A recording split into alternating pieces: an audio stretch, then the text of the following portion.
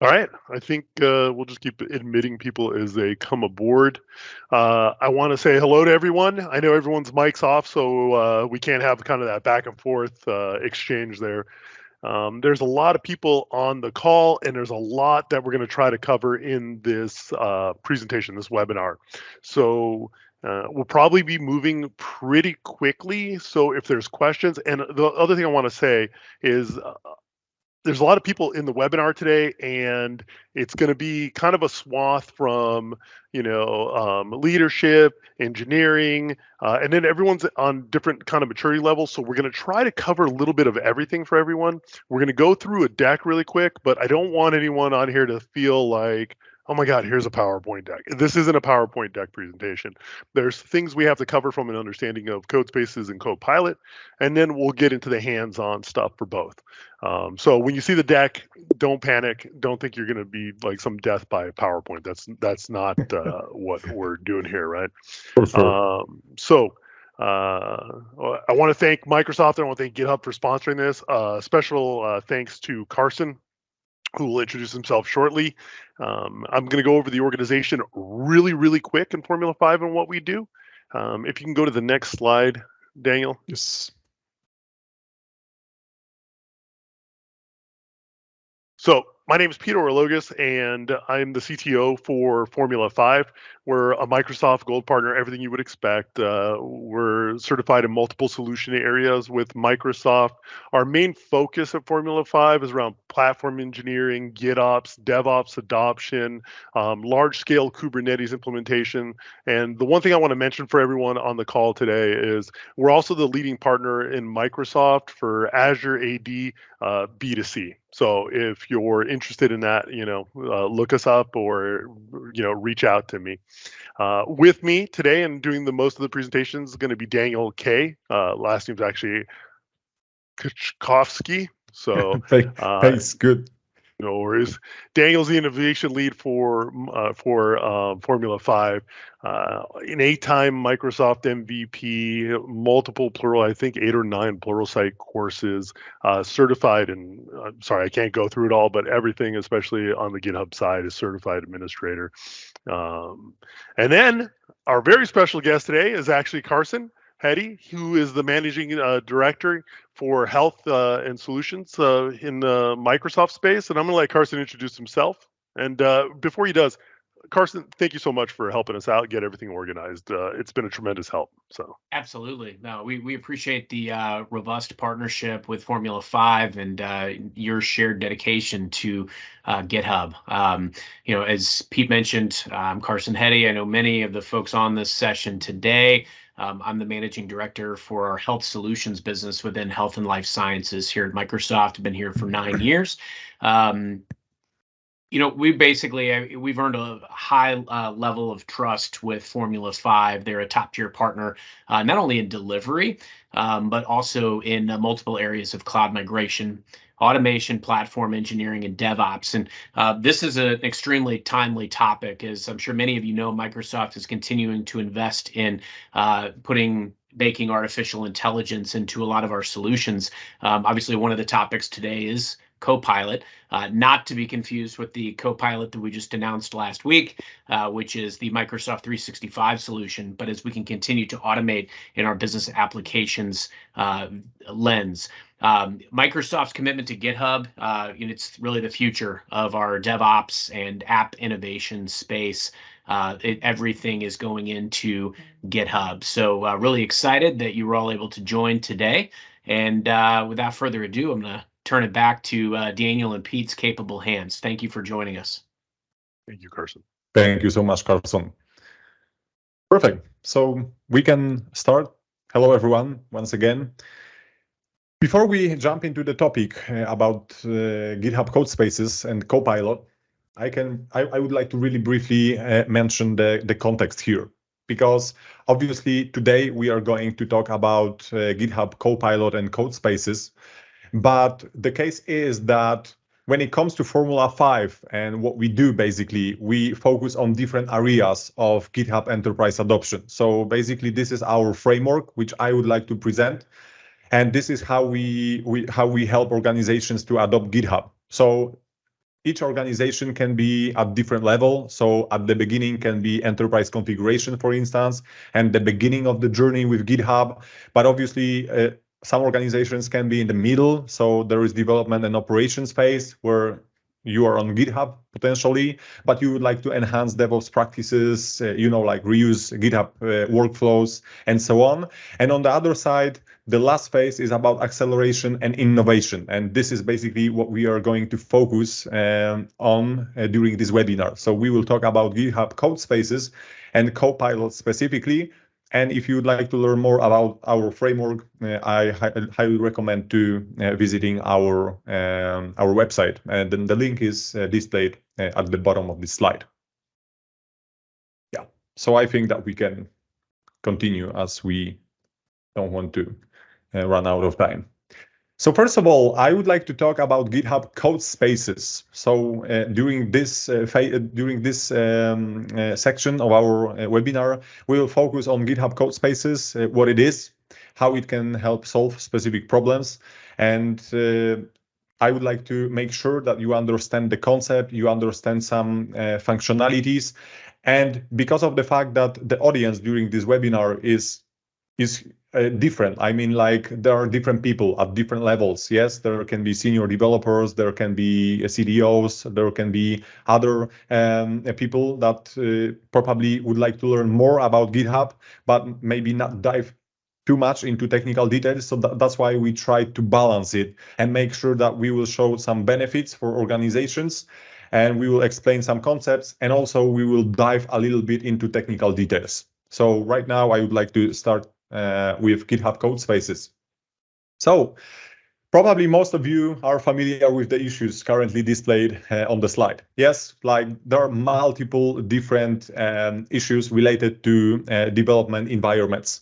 I mean, configuration, installing dependencies, time spent on doing this, problems with installation. It's funny, it's problem probably you're familiar with. It works on my machine. So basically, I think that most of you are familiar with that. So this is where Codespaces tool can help you with, because every time we think about development environments, we think about, first of all, time spent on the configuration. Yes. Reusability, so sharing the configuration among other developers within our team. But also please remember that it's also important to remember about security aspect here. Yes, so when we think about development environments, there is always this a little bit of stress about, for instance, storing secrets. Yes, so how they will be accessed, how they will be stored, how we can make sure that we will not commit those secrets to the source code repository. So this is also, I just want to add one thing to that, Daniel. Also, getting development environments to third-party contractors or consultants that come in. And I know, we do a lot in healthcare and we do a lot in financial services. And sometimes it takes up to weeks to get an environment, right? So. Yes, exactly. So it's about the time, yes, spent on the configuration, the issues you may have, and inconsistency. Yes, like as we mentioned, it works on my machine problem. So Codespaces can help you solve most of those issues I mentioned before. So Codespace is nothing else like development environment hosted in the cloud, and it's provided by GitHub. And it's fully isolated. So probably most of you during this on this webinar, you are familiar with Docker and virtual machines concepts, but it's basically nothing else like Docker container hosted on the virtual machine that is in the cloud. And it's isolated and it's secure. So it's very important to understand that it's not only about, like this fast environment configuration, but it's also about the security here. And when it comes to Codespaces, obviously you can use the browser to access development environment, but also you can use some IDEs here like Visual Studio Code, Jupyter, or JetBrains. So it can be also integrated with other tools, and probably in the future there will be more. But the case is that this is fully isolated environment. Okay, so now I would like to focus on some advantages of GitHub Codespaces, more from the technical perspective, and then talk a little bit of advantages for organizations specifically. So obviously, when it comes to Codespaces, we can quickly spin up new environment. Yes, we can build innovation solutions. So developers will be more happy because they do not have to spend this time on configuration. On the other side, when it comes to resources and, like fixing problems with environments, again, Codespaces can help here. So we can focus more on the work and code we want to deliver and solution implementation rather than fixing the broken environments. And that's a typical problem, I would say. Enhanced security, yes. So as I mentioned, those cloud environments are isolated, and there is also important information about the secrets, which I will show you during this webinar. So we can fully isolate secrets in GitHub Codespaces to make sure that they will be not stored locally on the development machine. That's a big thing, I suppose, especially that, yes, most of you are quite familiar with the issue when someone left the secret within configuration file somewhere on the disk. And obviously, this flexibility, yes.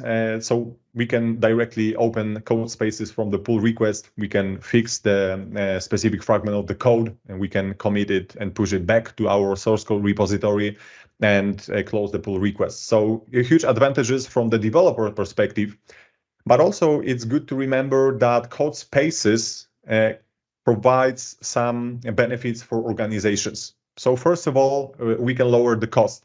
Yes. So when we think about the infrastructure and machines that are required to run those development machines, the cost is quite high. Yes. So in this case, leveraging GitHub Codespaces, we can reduce this cost because we don't have to worry about the infrastructure anymore. This also leads to increased developer productivity. Yes, because using this approach, developers can spin up their environments in seconds. And this is huge benefit of Codespaces. So developers can really focus on their work rather than spending yet another hour configuring some tool.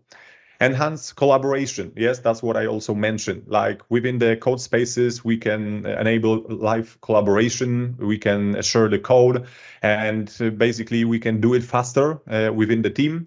There is also better flexibility when it comes to GitHub Codespaces. So we can access it anywhere. Like this is again a huge benefit because we can access it directly from the browser. So it means that we can use our personal computer, we can use our laptop, we can use our tablet and so on. So it's again very flexible and improve security. This is a very important aspect here. So first of all, we cannot access Codespaces anonymously. Yes, so we have to be authorized to do it. And we have to authenticate first. And also we can isolate the code and we can isolate the secrets. So this can be really important from the organization's perspective to be sure that organization stays safe when it comes to secrets management. Perfect. So right now, I would like to jump into the demo, and I would like to show you how to configure GitHub Codespaces, how to deal with it in the GitHub portal, then how to launch it, what are some capabilities, and obviously, due to time limitations, I will not be able to dive into each feature. But anyway, I will try to show you the most of cool features that GitHub Codespaces provides. So Pete, if you could confirm that now you can see my screen, I would be super grateful. I can, but before you go any further, if there's any questions or anything that pops up, feel free to put it in the Q&A section, and we'll try to answer them during the presentation if we can. I'm not sure we're going to be able to get to them all, depending on how many come in, but I'm sure there's going to be some questions. So, all right. Yeah, perfect. So first of all, when it comes to GitHub Codespaces, there is some level of governance around it. So as you can see, here is my GitHub adoption organization on GitHub. So I authenticated, it's part of Formula 5 Enterprise. And as you can see, if I access settings of this organization, there is this tab called Codespaces. And when I will access General tab, there is information about billing, so how we can control the billing of Codespaces, but also the important point here is related to policies. And this is very important point of GitHub Codespaces, because we can decide how GitHub Codespaces can be created, with which configuration. So if I will click create policy, I can create new policy, and I have already created one called general. And as you can see here, first of all, I can decide which type of the machine can be used. So if you will see, right now I have different options here, and I selected the higher machines here. Also, there is important fact about port visibility. So who can access who can access the code I'm working on with Codespaces, the maximum idle timeout. So let's say that after some time we want to close Codespaces automatically. So right now it's 2 hours, and retention period. Yes. So how long the Codespace will keep the state and will remain within our organization. And also we can decide which repositories can use Codespaces. Yes, and basically to which repositories this policy should be applied. So right now all repositories are selected, but I can also decide specific repositories. I can select specific repositories here. Perfect. So right now, if I will get back to organization, and I will select one of the repositories I have here, and I will click Cloud Labs. Under the settings here, as you can see, again, there is a Codespaces tab, which I can click. And here I can access existing Codespaces. But before I will do it, I want to really quickly overview how to work with Codespaces, how to access them, and and prove you that it's not so complicated. So as you can see, here is my source code, my solution on GitHub. And here under the code, I can switch to Codespaces tab. And as you can see here, I have my existing Codespace called Developers Lab, but also I can create new Codespace. So if I will give me 1 second. Yeah. Let me. Someone just asked me a question privately on the side. So just to make sure that kind of, I think maybe we've been working on this stuff for so long that we just jump right in. Just to make sure everyone understands, like Codespaces is a cloud-based development environment, right? So, Yes. And you're using the IDE, you can use a browser to interface with your code, right? So Correct. It gives you an environment very quickly. So what you're seeing here when Daniel's talking about spinning up Codespaces, and again, everyone's kind of has different depths of knowledge right now on Codespaces and Copilot. So I'm just going to repeat this. This is a cloud-based development environment that developers or consultants or whoever can interface with this IDE hosted by GitHub in the cloud via a browser, and you're about to see that. So when Daniel's going through, and right now when he's talking about setting up a code space, behind the scenes is creating a container, and there's a containerized environment with the code, and it'll show you the IDE and the interface that you can interface with. You don't have to use the browser. You can do it through Visual Studio or other IDEs, right? But all of the code is contained in there, and he'll go through all of the rest. But I just wanted to stop and just kind of lay the foundation there in case people were wondering, like, well, I hear Codespace, but what exactly is that? Again, cloud-based development environment that's quickly enabled and also destroyed. Exactly. Yeah. Okay. Thanks, Pete. So as you can see, to create new Codespace here, I can click those 3 dots here, and multiple options are available here. So first of all, as you can see, I can click Configure Dev Container. And this is a really important tab, because here I can define how my Codespace, so basically how my cloud development environment will be set up, and which tools will be pre-installed, and how basically this will work. So as you can see, there is this dev container.json file. And let me really quickly explain what's happening here. Obviously, as you can see, again, I have the base image for that, because we mentioned that Docker is used underneath. But important parts here are features and extensions. So really quickly, when it comes to features, as you can see, you can try to imagine the situation that within your team, you need different tools. Like you need Azure CLI tool to like work with the Azure cloud. You need, let's say, PowerShell to write the scripts. You need Git to write Git commands in the terminal and so on. Or maybe you need some other tools to be pre-installed in your cloud development environment. So this is the place where you can define it. So everything what you need is defined in this dev container.json file. As you can see, obviously, I define some extensions and some features here. But the important fact to mention is that GitHub provides those different tools that you can include, those features that you can include here. So as you can see, I can add them from the marketplace. And here I can decide, okay, so what will be included in the code space. The one feature that is right now not available is to limit what features can be added. Like, for instance, quite the same situation is for GitHub Codespaces, GitHub Actions, where you can decide from where you can take those actions, like from organization or maybe marketplace, but you can install only specific actions and so on. So right now with Codespaces, there is nothing like this, but the case is that you can easily add those features from this panel here. And also Codespaces here, let me show you this tab. You have predefined templates. So you can build those templates, and we will share those links, obviously, after the webinar. But the case is that we have also access to predefined templates, and then the code space will be, I would say, equipped with everything you need. Let me get back here.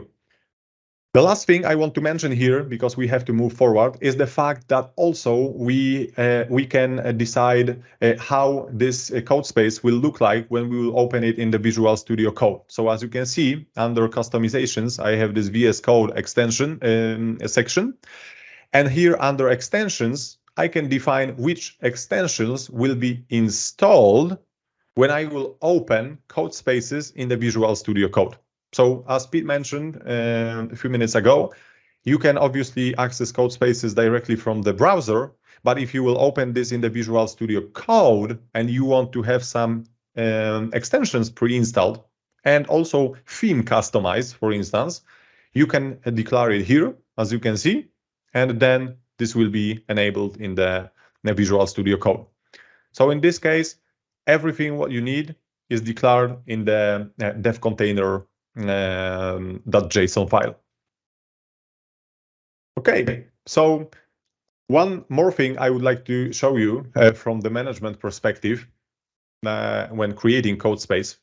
This is really important. Let me load that really quickly.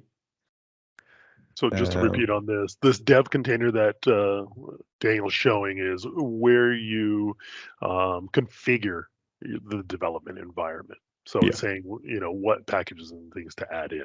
So everyone who spins up that code space will get the exact same environment. Exactly. And now when it comes to creation of code spaces and the power of underlying machine, as you can see here, I have this new with options section under code spaces. And if I will click it, here I can define from which branch code space should be created, which dev container configuration should be used, in which region code space should be created. For regions right now are available, and Daniel, machine type. I'm going to interrupt right there because I think this touches on a question that came in. So there was a question that says, can you talk through latency issues with the approach of using code spaces? And I think now's probably that. Yeah, so definitely. So Pete, let's agree that we will answer this question right now, and then we can move to the last section with the Q&A, because I want to make sure that we will go through all the details and then we will answer the questions, okay? Because I want to make sure that we will be able to also show the Copilot for sure. Here. Okay. Yeah, but anyway, when it comes to latency, yes, obviously, like code spaces is dependent on the internet connection. So if your internet connection is I would say bad, in this case the latency will be higher. Yes. So I just want to make sure that you understand what's happening here. Like we depend on the internet connection, but on the other side there is also this caching mechanism and autosave option in the Codespaces.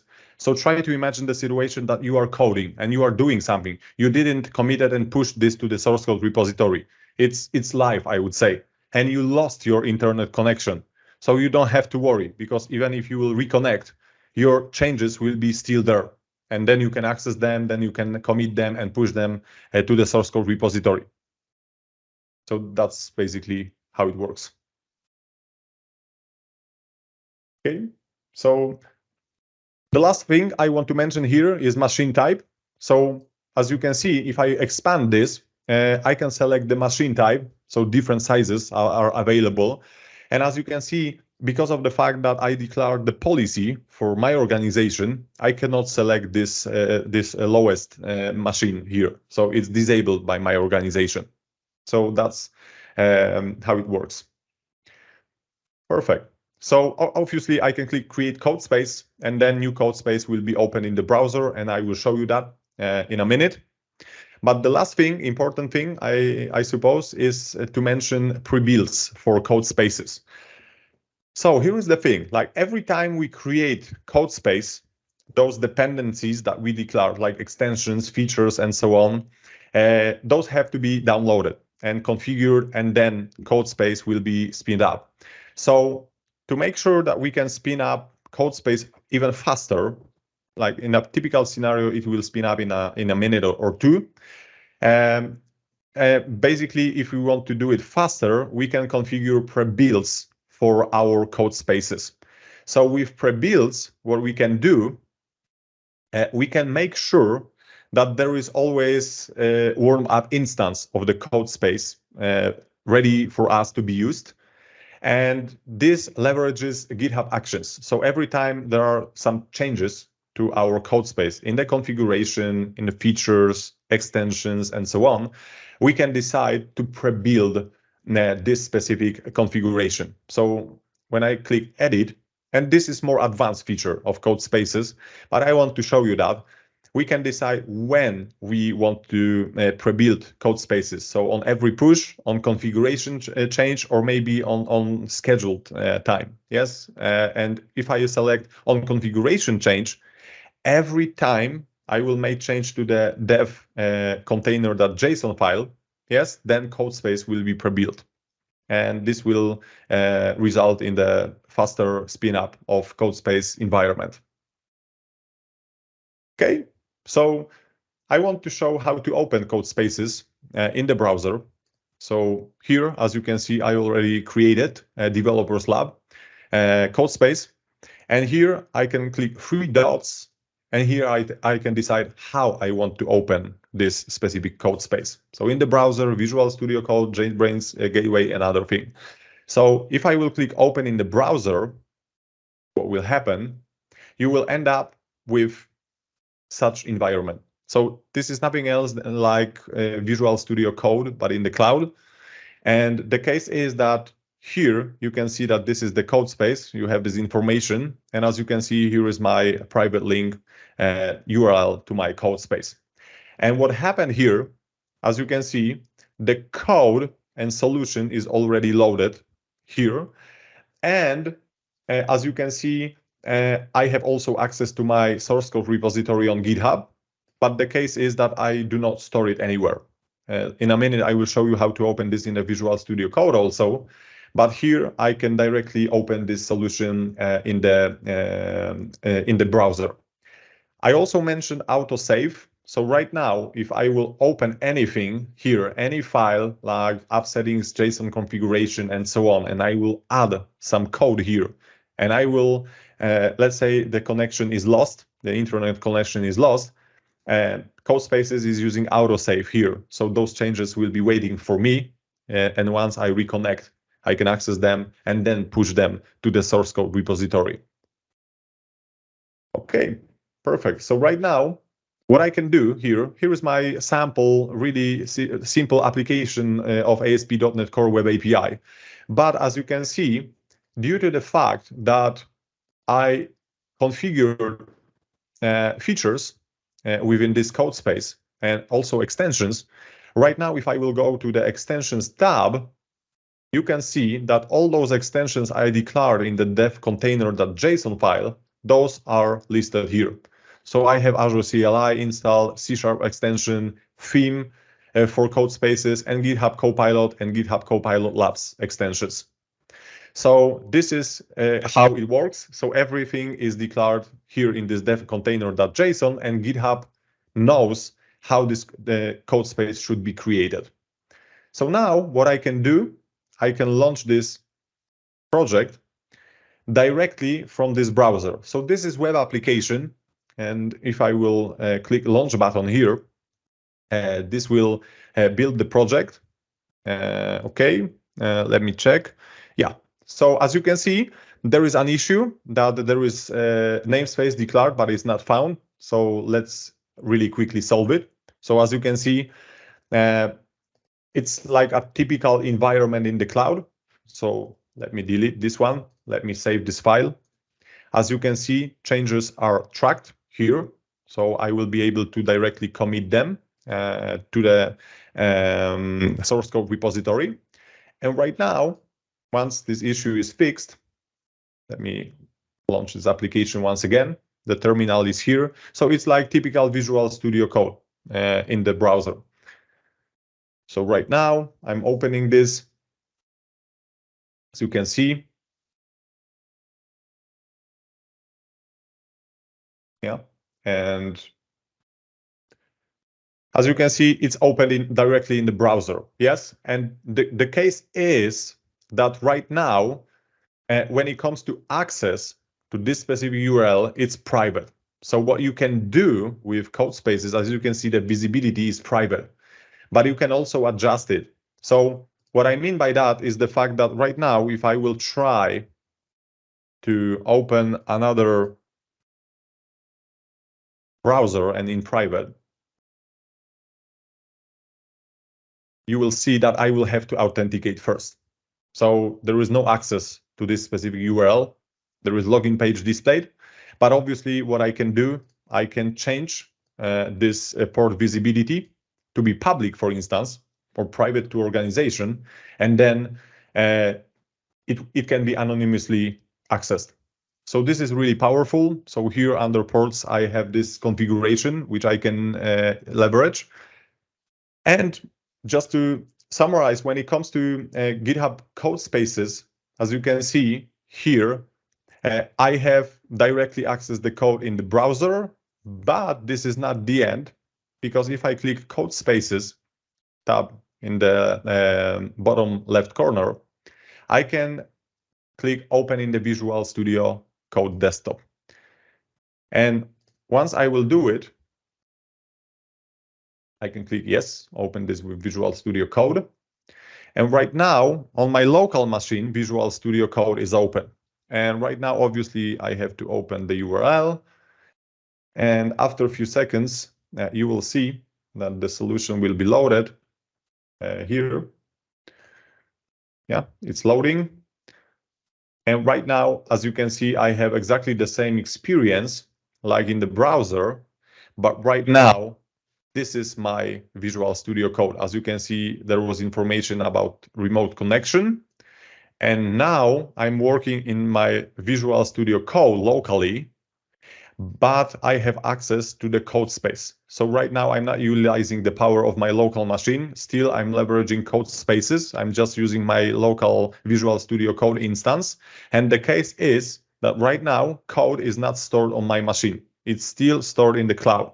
So what you can see here, I do not have any option like to open the file locally because it's not mapped locally. So that's another advantage of Codespaces. Like in a typical scenario, you have to clone the code. Yes, you have to map it locally, select the folder where code will be cloned, and then open it with your IDE.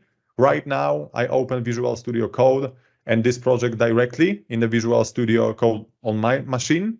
Right now, I can work on this code. I don't have to clone it locally. And once I'm done, I can just close it. And all the settings will be synchronized here. So this is also another advantage, because as you remember, I also mentioned that you can avoid storing secrets locally. So in a typical scenario, and this is a good example with ASP.NET Core, you have this app settings JSON file, and another file can be app settings JSON development JSON file. Yeah, and you can try to imagine that in this app settings JSON file, you could store connection string to the database. So in a typical scenario, you will have to store this connection string somewhere locally when you work on your typical development station. But thanks to Codespaces, if I will get back to the Cloud Labs organization, I want to really quickly show you that, and I will click Settings, you will see that here, okay, it's loading a little bit longer. Yes, under Settings here, you can see that there is this section called Secrets and Variables, and I can select Codespaces, and this is the place where I can declare environment variables that are encrypted on GitHub. They are secured, and they can be securely accessed within the code space. So in this case, instead of storing anything on my local machine when it comes to secrets, I can just leverage those secrets declared for Codespaces in my code space, but also leveraging Visual Studio Code on my local machine. So right now here, if I will switch to, let me do it really quickly. Just a time check really quick, Daniel. It's 20 minutes. We have 20 minutes. Yeah. So just really briefly, I could access this secret here, yes, with PowerShell. So I could type secret token, and here is the output, the value of the secret token. So right now, without storing this on my local machine, I can access it. And then once the work is done, I can close this window and then get back, to the portal. So it's really powerful. And here I can again continue in the browser, as you can see. And yeah, that's how it works. So right now, I think we can get back to the presentation, Pete, and continue talking about our Copilot topic. Yes. So let me display presentation once again, really quickly. Okay, it's loading.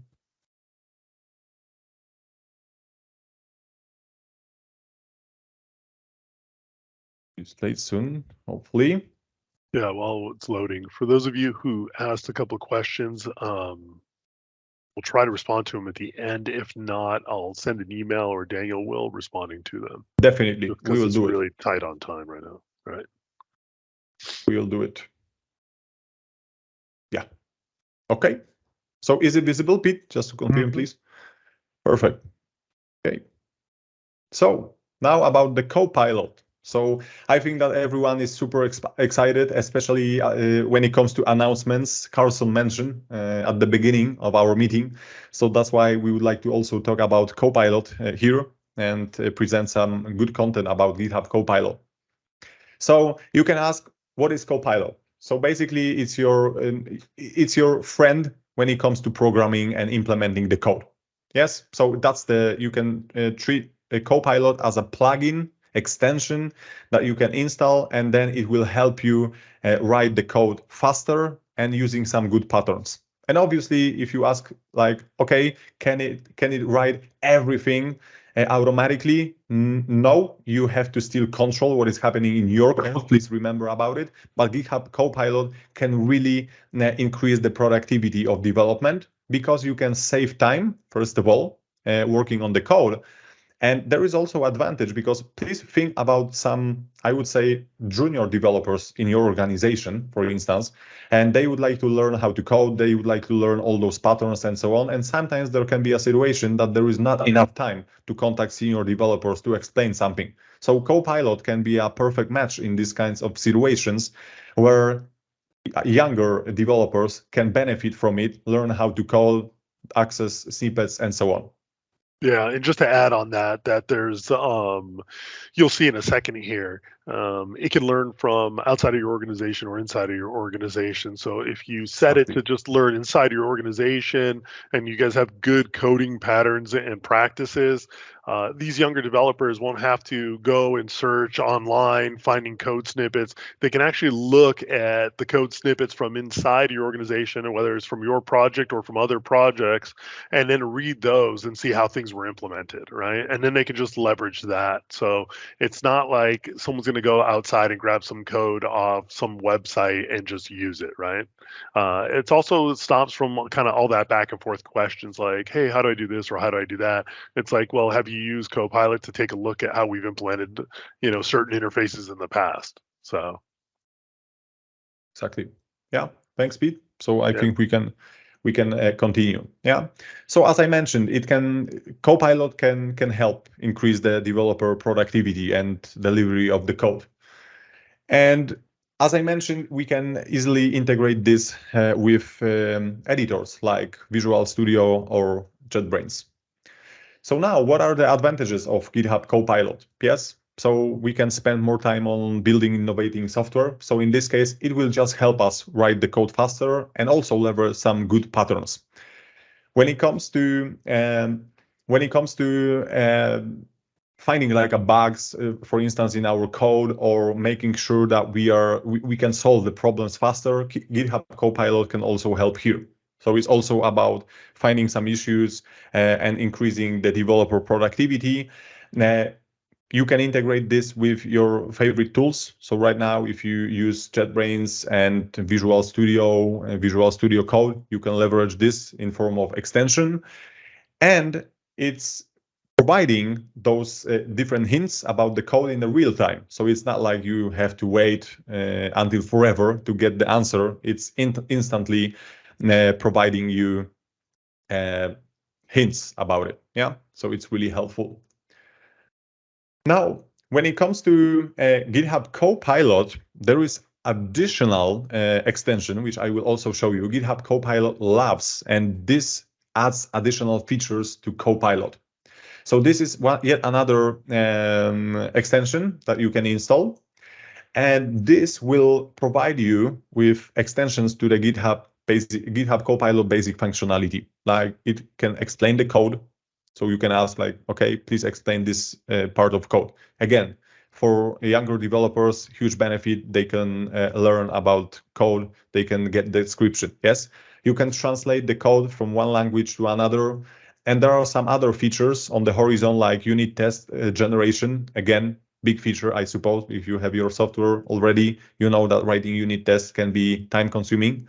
So this is right now in the private preview. You can join the waitlist. I will show the links in a minute. But basically, I mean, like when it comes to Copilot, the future is broad. It's just the beginning right now. That's the beginning, yeah. And one thing that Daniel just touched on, translating from one code language to another, like writing something in C# and then, reproducing it in Python if you need to.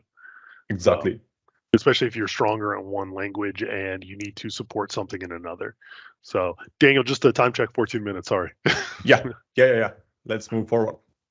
And perfect. Right now it's time for demo, Pete. And then we can also answer some questions. Okay. So let's stop presenting. And please, as always, Pete, confirm that you can see my screen. It would be great. Yep. Okay, perfect. So let's start with the Copilot configuration within your organization. Yes, so Copilot can be disabled for organization. You can purchase specific seats for all members or specific teams and users. So as you can see, here is also the price, $19 per month.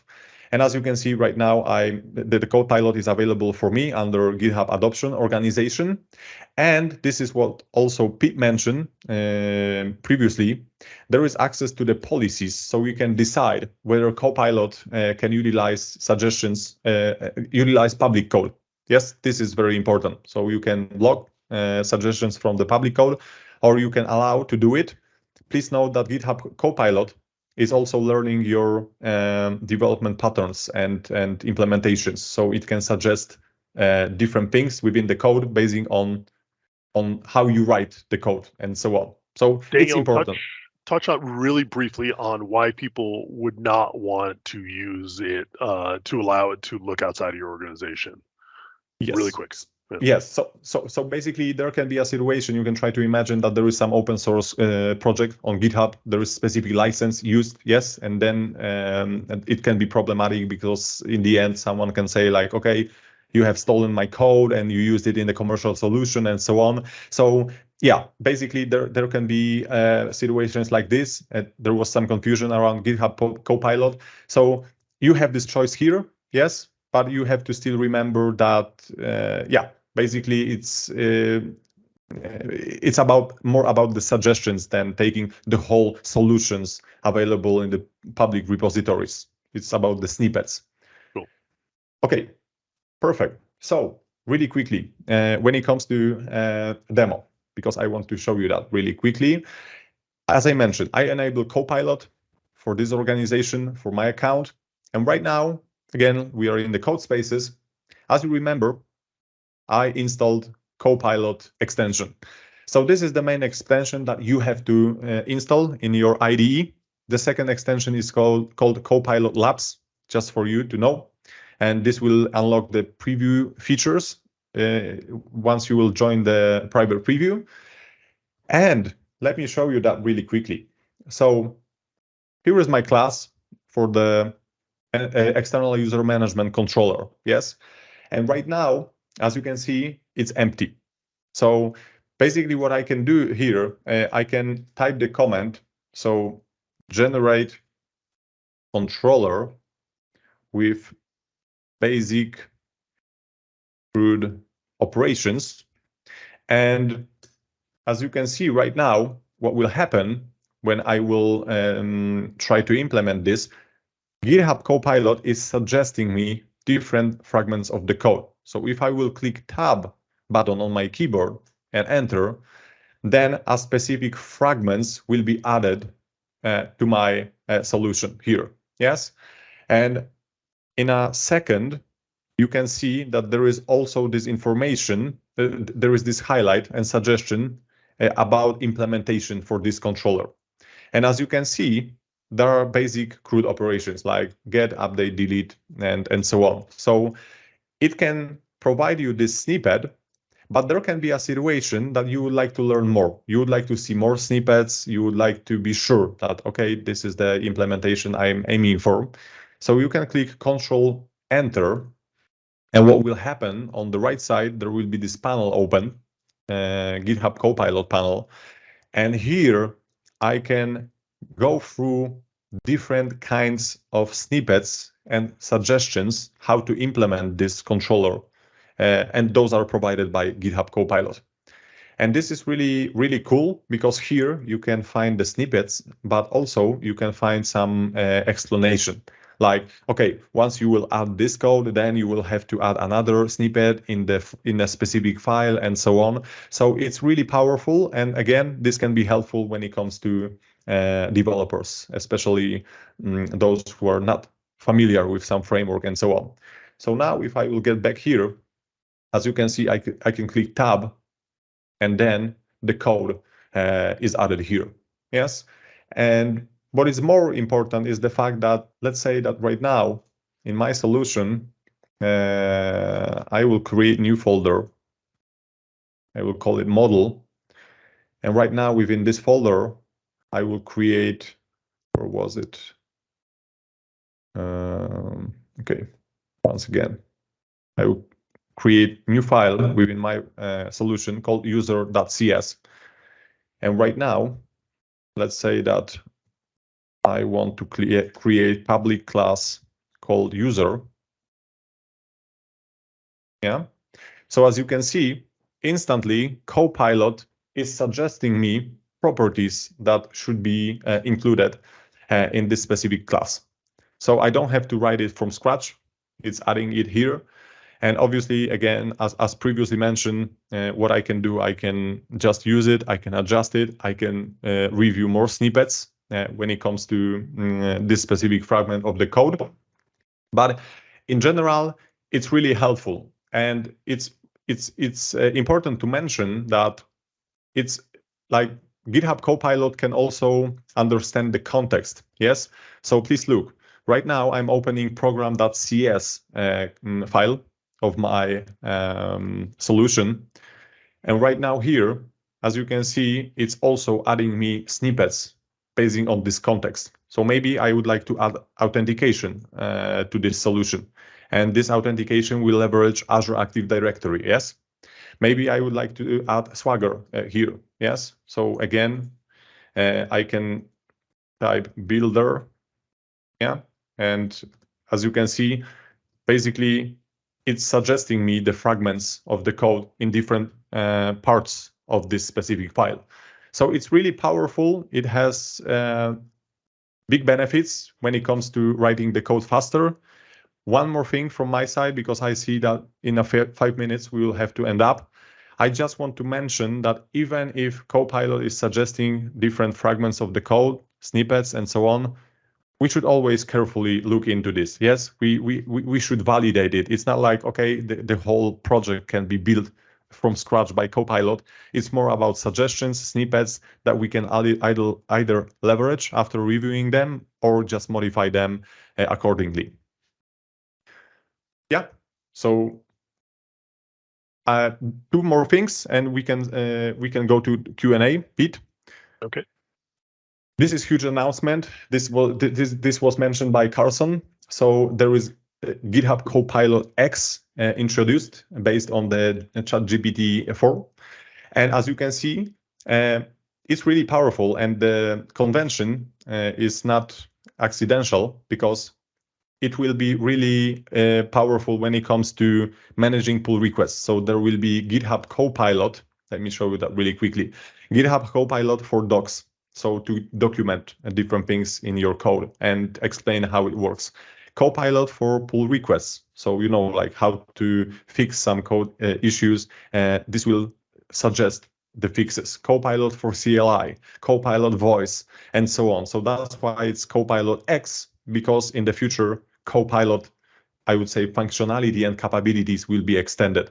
So we will obviously share these links with you guys, but please remember that GitHub Next is like a separate, I would say, unit focused on innovative solutions around GitHub, and you can join the waitlist and access private preview features on GitHub. But this is really big.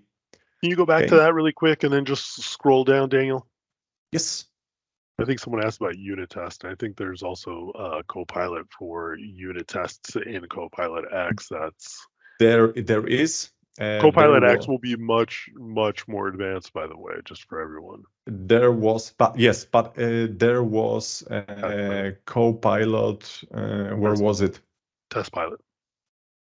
It's definitely for unit. Yeah, but there will be. Where was it? It was back there. It was called Test Pilot. Where was it? On the next page, Pete? Mm-hmm. Mm-hmm. Yeah, Test Pilot. Exactly. Yeah. Here. Yes. Readable unit test based on your code and documentation. So this is just the beginning. Like, I mean, those highlights in the code, suggestions, snippets, and so on. This is basic functionality. Definitely, there will be more when it comes to GitHub and Copilot. Okay. We have 3 minutes, and I don't think we have that many questions, so we may be able to get through them. So Jin Lee asked, does Codespaces allow customers to provision and manage their own hosting infrastructure, VMware and containers for Codespaces? If not, are there plans for this? I don't know about the plans, but yeah. No, I don't know any plans, but for now, it's not possible to bring on infrastructure for that. Okay.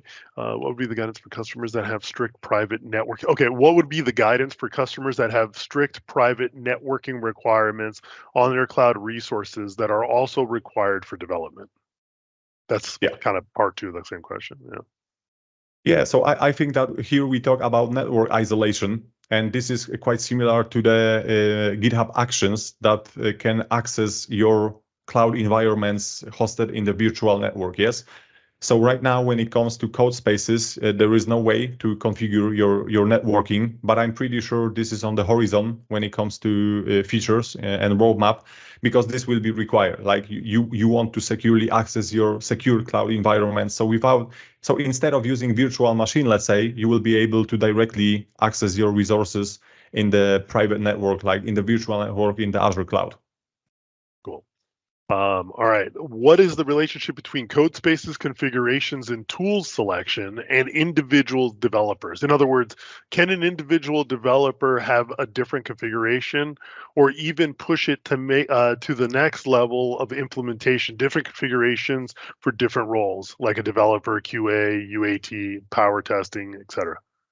Yeah. So right now, by default, it's not possible to build such structure, but please remember that you can have multiple dev container .json files. They have to be placed in a separate folders on GitHub, and then you can have specific configurations for your specific departments. But then they have to be isolated in the separate folders. But no, there is no such built-in functionality like, okay, let's divide team within different roles and then assign different code spaces to them. No. But you can do it. You just got to do it as a separate dev container. Yes, exactly. You can do it manually. Log into those. Yeah. And I think that's it. Where does Copilot get installed? We answered that one. And could you demo the unit test creation? Probably not right now because we got 1 minute left. Add test tag to create unit test. Oh, someone actually answered it. We use DevOps, GitHub. Okay. Great session, guys. You should probably do a series of these and more specific deep dives. A lot of interest. Yeah, whoever recommended that last one, I agree. I think like we should start doing more sessions and in deep diving specifically on certain topics that people want to go deep on. It feels like this is a lot to kind of cover and very cursory, you know. You guys are all welcome. Hey, thank you everyone for coming. Thank you so much. Appreciate your time and taking time out of your day to join us. If you have any questions, reach out to me, reach out to Daniel. Any of the GitHub people on the call or any of the Microsoft people on the call are also here to help out. So we really appreciate you guys, and everyone have a wonderful day, and thank you again. Thank you so much for joining us today. Thank you, guys.